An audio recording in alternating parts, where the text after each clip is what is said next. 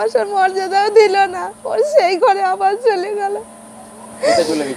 মুসলমানের ঘরে আবার চলে গেল, আমরা ফিরিয়ে আনলাম এত ভালোবাসা দিয়ে। এই মুহূর্তে এমন এক খবরের দিকে নজর রাখবো যা শুনলে সত্যিই অবাক হতে হয়। এ যেন সিনেমার গল্পকেও হার মানায়।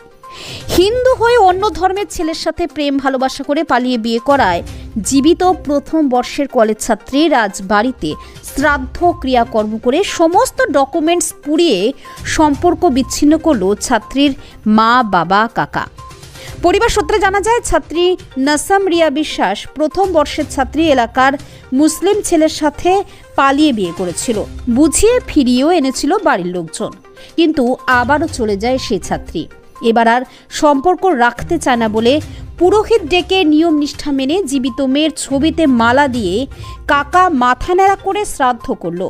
বাবা টোটন বিশ্বাস কর্মসূত্রে ইসরায়েলে রয়েছে, সেখানে যুদ্ধ পরিস্থিতিতে বাড়ি ফিরতে পারছেন না তিনি এই মুহূর্তে, এবং তার জন্য তার ভাই সোমনাথ বিশ্বাস মেয়ের কাকা শ্রাদ্ধ করল।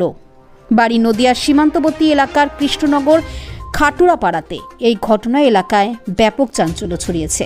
আমাদের ভালোবাসার মর্যাদাও দিল না, ওর সেই ঘরে আবার চলে গেল।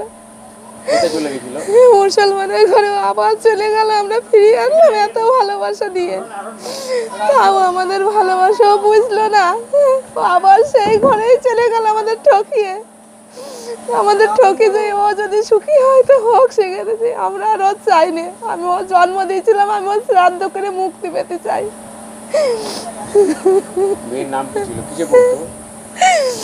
রিয়া বিশ্বাস কলেজে ফার্স্ট ইয়ারে পড়তো। কবে গেছিল? প্রথমে গিয়েছিল মাঘ মাসে, তারপর আমরা চৈত মাসে আবার ফিরিয়ে এনেছি। এনে আমাদের কাছে 3 মাস ধরে রয়েছে। এত অভিনয় আমাদের সাথে করে গেল, আমরা বুঝতেও পারিনি যে আবার চলে যাবে। এই 3 মাস পর আবারও চলে গেল। আমাদের ভালোবাসা যখন ও বুঝলো না, ওর আমরা আর চাইনি, আমরা আর কোনো সময় আর চাই না। আমার আরো 2টো ছেলে মেয়ে আছে যমজ, আমি তাদের নিয়েই থাকতে চাই। ওর আমি জন্ম দিয়েছিলাম, আমি ওর শ্রাদ্ধ করে আমি মুক্তি পেতে চাই। ও যেন জীবনে কোনোদিন আমাদের কাছে আর মুখ না দেখাতে আসে। যদি আবার চলে আসে না, আমরা জীবনে কোনোদিন ওর মুখ দেখতে চাইনি। ও আমাদের কাছে মৃত, আর কোনোদিন ওকে আমরা নেব না। কেন বাবা কোথায়?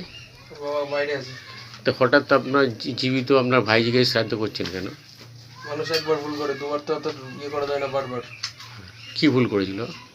একবার চৈত মাসে গেল, মুসলিমদের ছেলেদের সাথে আবার নিয়ে আসা হলো। বাড়ি 3 মাস থেকে আবার চলে গেল, তাহলে আবার তার শ্রাদ্ধ করবে না, কি করা হবে?